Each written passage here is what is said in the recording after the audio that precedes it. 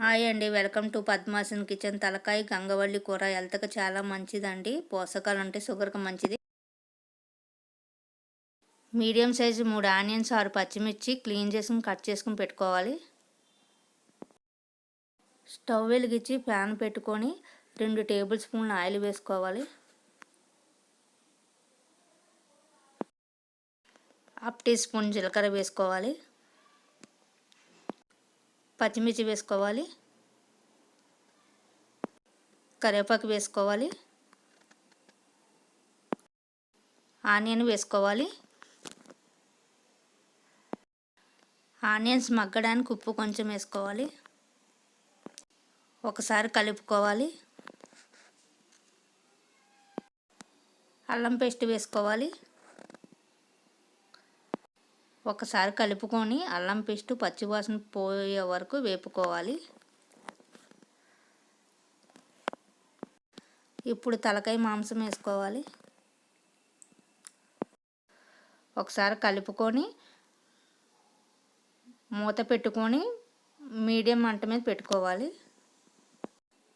మూత తీసి చూద్దాం. తలకాయ మాంసం మగ్గిందండి. పావు టీ స్పూన్ గరం మసాలా వేసుకోవాలి. హాఫ్ టీ స్పూన్ పసుపు వేసుకోవాలి.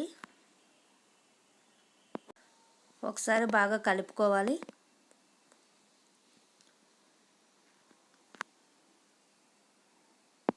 ఇప్పుడు క్లీన్ చేసుకుని పెట్టుకున్న గంగవల్లి ఆకు వేసుకోవాలి. గంగవల్లి ఆకు నేను పెద్దది ఒక కట్ వేసుకున్నానండి. మీకు కావాలంటే సగం వేసుకోవచ్చు. ఈ గంగవల్లి ఆకు హెల్త్కి చాలా మంచిదండి. పోషకాలు ఉంటాయి. షుగర్, బీపీ కంట్రోల్ చేస్తుంది. విటమిన్ ఏ, బి ఉంటాయి. ఇది తింటే చాలా ఉపయోగాలు ఉన్నాయండి. వారానికి ఒకసారైనా తప్పకుండా తినండి. ఇది చాలా చాలా హెల్త్కి మంచిది. 2 టీ స్పూన్ల కారం వేసుకోండి.